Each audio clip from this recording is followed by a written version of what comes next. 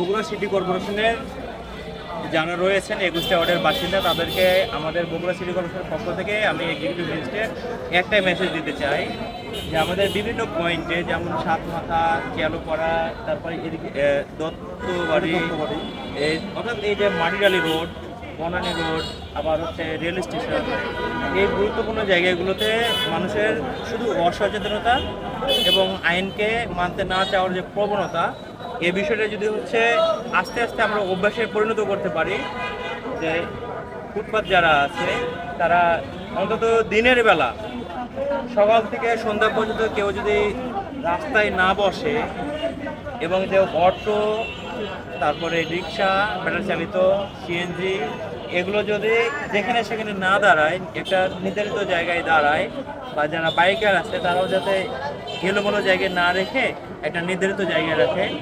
আমরা বিশ্বাস করি সিটি কর্পোরেশন থেকে যে সবারই সহযোগিতায় আমাদের এই বগুড়া সিটি কর্পোরেশনকে একটা মডেল সিটি কর্পোরেশন হিসেবে আমরা তৈরি করতে পারবো।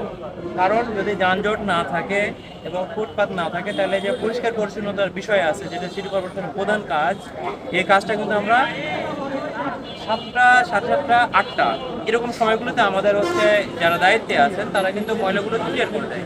কিন্তু দুঃখজনক বিষয় হলো শুধু যানজট এবং এই যে বিভিন্ন ফল বা ফুটপাতে যারা বসেন বিভিন্ন ধরনের ব্যবসায়ী, তাদের এই ধরনের আইন না মানার কারণে মূলত একেতে যানজট হয়, দ্বিতীয়ত তাদের যে ময়লাগুলো হয়, অর্থাৎ কাগজ টুকরা বা ফলের যে উচ্ছিষ্টগুলো হয়, এগুলো দিয়ে কিন্তু দেখতে খারাপ লাগে। এটা যেমন আমাদের দায়বদ্ধতা আছে, একইভাবে এই বগুড়া সিটি কর্পোরেশন তথা বগুড়া জেলার প্রত্যেকটা মানুষেরও কিন্তু দায়বদ্ধতা রয়েছে।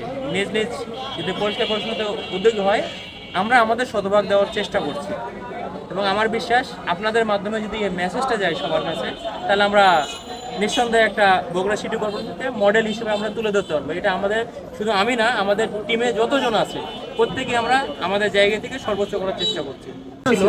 এই যে সকালবেলা আপনার আমাদের বগুড়া শহরটি শিক্ষা প্রতিষ্ঠানের শহর, সকালবেলা সাতপাতা এরিয়া জুড়ে বড় বড় কোচগুলো এলোমেলো ভাবে চলাফেরা করে এই জায়গায় এই এরিয়া পুরোটাই।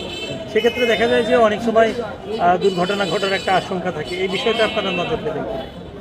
আপনাকে ধন্যবাদ, আপনি ভালো একটা পয়েন্ট ধরেছেন। আমি নিজেও খেয়াল করেছি যে বেশিরভাগ দেখা যায় যে 8টা পর্যন্ত বিভিন্ন ধরনের যে পরিবহনগুলো আছে, দূরপাল্লার কিংবা হচ্ছে অন্য জেলায় যায়, তারা বেশিরভাগ সময় দেখা যায় সাতমাথার এখান থেকে রওনা দেয়, বা স্কুল বাসগুলো আছে একসাথে যখন হয়, তীব্র একটা যানজট তৈরি হয়। তা আমরা এটা নিয়ে কাজ করছি। আমার বিশ্বাস আগামী মাসের মধ্যে একটা ভালো একটা ফলাফল তৈরি করতে পারবো। আমরা চেষ্টা করছি এই বিষয়টাকে নজর দেওয়ার। আরেকটা প্রশ্ন, আমার ছোট প্রশ্ন, যে আমরা দেখতে পাচ্ছি আপনাদের স্বেচ্ছাসেবী নিয়েছেন আপনারা, এদের কাজটা কি? আমরা এটা এখনো তাদের কাজ আমরা এখনো দেখিনি, এটা একটু বলবেন তাদের কাজটা কি?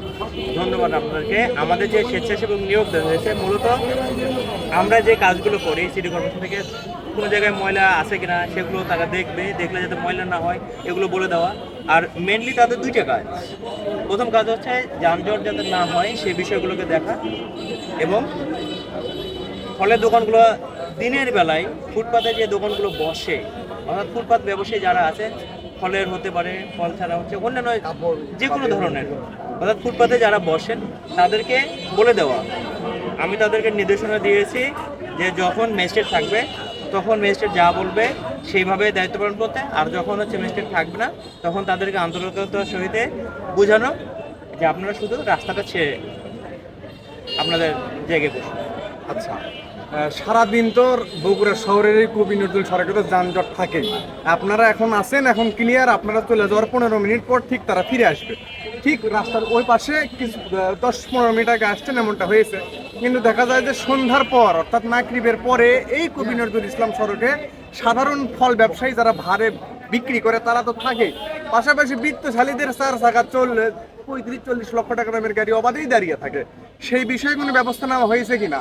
এবং বগুড়া সার্কিট হাউসের সামনেও এরকম দোকান বসতো, আপনারা সেটা ব্যবস্থা নিয়ে তুলে দিয়েছেন। কিন্তু এই মুহূর্তে যদি আমরা সার্কিট হাউসের সামনে যাই, অবশ্যই 2-3টা বৃত্তশালীর গাড়ি দেখতে পারবো।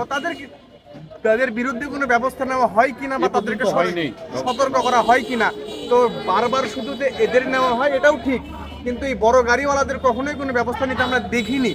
এই বিষয়ে কি বলবে? ভালো একটা পয়েন্ট ধরেছেন, এই জন্য আপনাকে ধন্যবাদ জানাচ্ছি আপনাদেরকে। আমাদের যে বিষয়টা হচ্ছে, যেহেতু আমরা কেবল শুরু করেছি বগুড়া সিটি কর্পোরেশনের পক্ষ থেকে, তো আপনারা দেখছেন যে ফুটপাত যেমন আমরা তুলে দিচ্ছি, অর্থাৎ যাতে রাস্তার জ্যামটা ক্লিয়ার হয়, একইভাবে যারা দাঁড়াচ্ছেন বিভিন্ন জ্যামের জায়গায় তাদেরকেও চলে যেতে বলছি। এবং আরেকটা খেয়াল করছেন হয়তো যে কিছুক্ষণ আগে দেখলেন যে 2টা মোটরসাইকেল অবৈধভাবে পার্কিং করেছিল, তাদের কিন্তু অবৈধ পার্কিংয়ের জন্য মামলাও দেওয়া হয়েছে। এবং আস্তে আস্তে এই কলেবরটা যখন বাড়বে, তখন আপনাদের যে বড় গাড়িগুলো যথাযথ দাঁড়াবে, তারাও সচেতন হয়ে যাবে 2-1টা মামলা দিলে। তবে মামলার তো সমাধান নয়, আমরা প্রথমত সচেতন করব। যদি সচেতন না হন, সেক্ষেত্রে আমরা আইনের আশ্রয় নেব। আপনারা সন্ধ্যার পরে কখনো কি কোনো অভিযান চালাবেন এই সড়কে? নিশ্চয়ই, যেহেতু আমি দায়িত্বপ্রাপ্ত আছি, আমি আমারটা গ্যারান্টি দিয়ে বলতে পারি যে হয়তো আর 2-1 সপ্তাহ পরেই দেখবেন যে প্রতিদিনই মোটামুটি 2বার করে অভিযান হবে। আমার মনে হয় যে শহর অনেকটাই যানজট মুক্ত থাকবে বলে আমরা আশা করি। এবং আপনাদেরকে ধন্যবাদ জানাচ্ছি। যে প্রথমত জানাই যে গেটলক বাসের বিষয়ে আমরা বিআরটি যে কর্তৃপক্ষ আছে তাদেরকে আমরা এটা চিঠি দিয়েছি যে বিকল্প কি করা যায়, তাদের রুটটা হচ্ছে পরিবর্তন করে দেওয়া যায় কিনা এ বিষয়ে আমাদের হচ্ছে যে মিটিংটা হবে, মিটিং হলে আমার বিশ্বাস এটা সমাধান হয়ে যাবে। আর দ্বিতীয়ত